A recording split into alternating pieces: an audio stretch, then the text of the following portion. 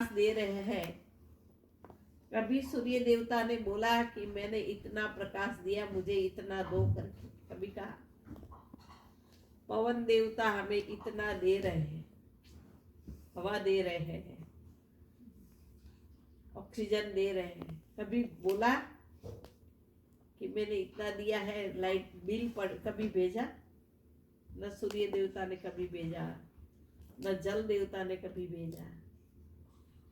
वो तो दे रहे हैं, पर हम ले करके हम क्या कर रहे हैं? वो दे रहे हैं, हम ले रहे हैं। उसके बदले में करना क्या है? हमें कुछ नहीं करना है। भगवान कहते हैं तुम मुझे कुछ मत दो, सिर्फ तुम मेरे नाम का सुमिरन करो। पर आज मनुष्य सब कुछ करना चाहता है, पर भगवान का नाम ही लेना नहीं चाहता। देखो, पार्टी में भी जाना चाहता है, पार्टी भी करता है, हैं? घूमने भी जाता है। थोड़े दिन घर में रह लेंगे तो घूमने की इच्छा होगी, घूमने भी चला जाता है?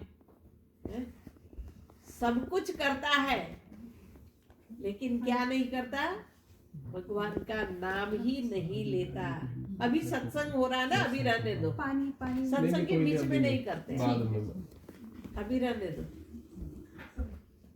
तो देखो, सब कुछ करता है लेकिन भगवान का नाम ही नहीं लेता। और जीव दुखी क्यों? इसी के कारण दुखी है। अगर जीव भगवान का नाम लेना शुरू कर दे तो वो दुखी रहता ही नहीं, क्योंकि भगवान तो सुख का सागर है। सुख के सागर करुणा मंदिर, भगवान तो सुख के सागर है। भगवान तो कभी दुख देता ही नहीं। मनुष्य दुख भी पाता, अपने कर्म के कारण दुख पाता है। जैसे हर चीज अपना गुण प्रकट करता है। जैसे करेला का गुण कड़वा है, वो सबका मुंह कड़वा ही करेगा। मिठाई का गुण मीठा है, तो सबका मुंह मीठा ही करेगा ना? चाहे कोई किसी भाव से भी खाए, प्रेम से खाए, गुस्से से खाए, सो करके खाए, बैठ करके खाए, किसी भी उससे खाए, तो मिठाई मुख को मीठा ही बनाता है। ऐसे ही भगवान का नाम जो है वो सुख का दाता है। सुख के सागर करुणा मंदिर, वो सुख का दाता है, वो सुख का सागर है। तो वहां क्या मिलेगा? सुख ही मिलेगा। पर वो सुख लेता नहीं है, इसीलिए दुखी है। क्योंकि उसका मन, मनुष्य का मन, जीव का मन कहाँ लगा हुआ है? माया में लगा हुआ है, माया में सना हुआ है। तब जिस चीज में सना हुआ है वही चीज प्राप्त करेगा ना। कहते हैं एक बार दो चींटियां आपस में मिलती है। एक मिस्री के पहाड़ की चींटी थी, एक नमक के पहाड़ की चींटी। दोनों की मित्रता हुई, तो उसने कहा कि मैं जहां रहती हूं वहां बहुत मीठा है। तो वो कहती है ठीक है, मैं आऊंगी, देखूंगी। तो वो उसके साथ उसके घर जाती है। कहा देखिए मेरा पहाड़ है, यहाँ मीठा है, तू जहां भी मुंह लगाएगी वहां तुम्हें मीठा लगेगा। अब उसने लगा करके देखा तो कहने लगा कोई फर्क नहीं है, हमारे नमक जैसा ही है, जैसे हमारा नमक है वैसा ही है, हमारे जैसा ही है। बोला नहीं नहीं, ये तो बहुत मीठा है। तो कहा तुम्हारे मुंह में क्या है? तो देखा तो वो चींटी अपने मुंह में नमक का कण लेके गई थी।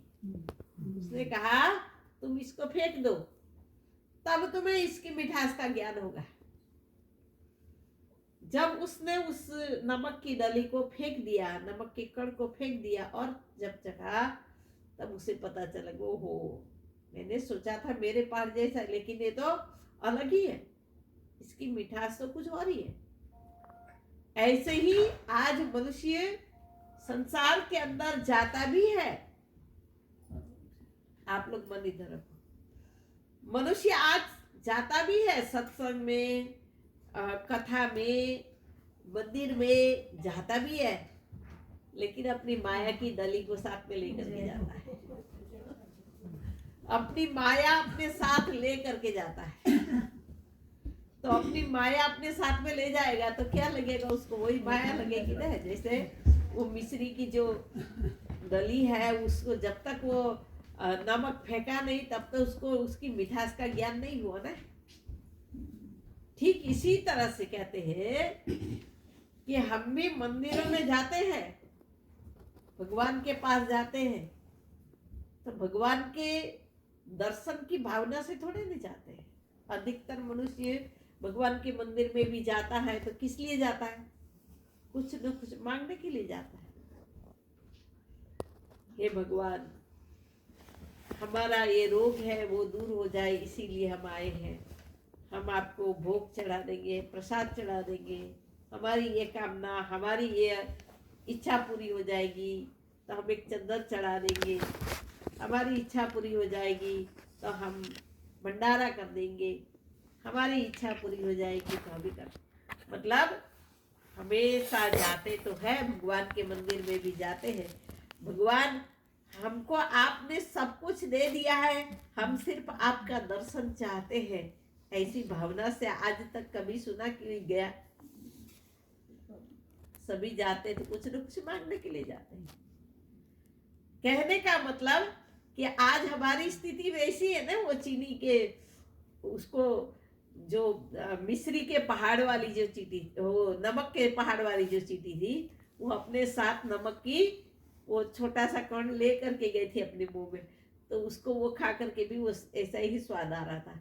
पर जब उसको फेंक दिया और कहा अब तुम चखो, तब उसे उसका मिठास का ज्ञान हुआ। ऐसे ही अब भी अपने मन के अंदर माया का, वही माया की डली लेकर के ही, माया का कण लेकर के ही हम मंदिरों में, भक्ति में भी हम जाते हैं, भगवान के पास भी जाते हैं, तो यही सब लेकर के जाता है। अब सुख का सागर है, सुख का दाता है, तो मिलेगा कैसे? हमारे मन में तो पहले ही माया का कण लगा हुआ है, तो उसको निकाल करके साइड पे रखना होगा, उसको हटाना होगा। जब तक उसको हटाएंगे नहीं, उसका आनंद नहीं मिलेगा। भक्ति का जो आनंद है, भक्ति का जो सुख है, वो नहीं मिलेगा। तो भगवान के नाम के अंदर तो, सुमिरन के अंदर तो वो ताकत है आनंद देने की, सुख देने की, लेकिन जीव लेना जानता नहीं है। कैसे लेना चाहिए, कैसे इस आनंद का अनुभव करना चाहिए, वो ज्ञान नहीं है। क्यों उसका ज्ञान नहीं है? क्योंकि सत्संगत नहीं है। जीवन के अंदर महान पुरुष की संगत नहीं है, संतों की संगत नहीं है। क्योंकि जब तक संतों की संगत नहीं होगी तब तक हमें ये ज्ञान नहीं होगा। किस चीज का? कि हमें भगवान की भक्ति कैसे करनी चाहिए, नाम सुमिरन कैसे करना चाहिए। भगवान का नाम संसार में सबसे बड़ा है। आपने सुना है, शब्द ही धरती, शब्द ही आकाश, के सबसे पहले इस संसार के अंदर क्या था? तो था, शब्द था, भगवान का नाम था। और भगवान का नाम था। अब वो भगवान का नाम कौन सा नाम था? क्योंकि तब तो भाषा भी नहीं थी। जब सृष्टि की शुरुआत हुई तब भाषा भी नहीं थी। तो वो कौन सी भाषा थी, वो कौन शक्ति थी, वो कौन भगवान का नाम था, जिसका सुमिरन करने के लिए हमारे धर्म शास्त्र के अंदर बताया गया। रामायण, गीता, वेद, उपनिषद उसी बात का जिक्र करते हैं। भगवान कृष्ण ने भी अर्जुन के सामने वही जिक्र किया। अर्जुन के आगे भगवान थे, भगवान का नाम जानता था, लेकिन फिर भी गीता में भगवान कृष्ण ने अर्जुन को कहा कि अर्जुन, मेरा नाम अव्यक्त है। जो बात बाइबल में लिखी है वही बात यहाँ भगवान कृष्ण ने भी कहा। क्या कहा? मेरा नाम अव्यक्त है। मतलब अव्यक्त का मतलब जिसको बोला नहीं जा सकता, जिसको व्यक्त नहीं किया जाता। और इसी के लिए संत कबीरदास जी ने भी कहा, कोटि नाम संसार में ताते मुक्ति न होय, आदि नाम जो गुप्त जप बूझे बिरला कोई। आदि नाम मतलब कि जो सृष्टि की शुरुआत में जो था। आदि मतलब सृष्टि की शुरुआत, जो सृष्टि की शुरुआत में था, है और रहेगा। जो नानक देव जी ने कहा वही बात कबीरदास जी ने भी कही कि वो नाम, प्रभु का पवित्र नाम जो था और है रहेगा, वो नाम ही जीव को मुक्ति दे सकता है। वही नाम जीव को आनंद दे सकता है। वही नाम से जीव को सुख मिल सकता है। अब वो नाम को हम कैसे जाने?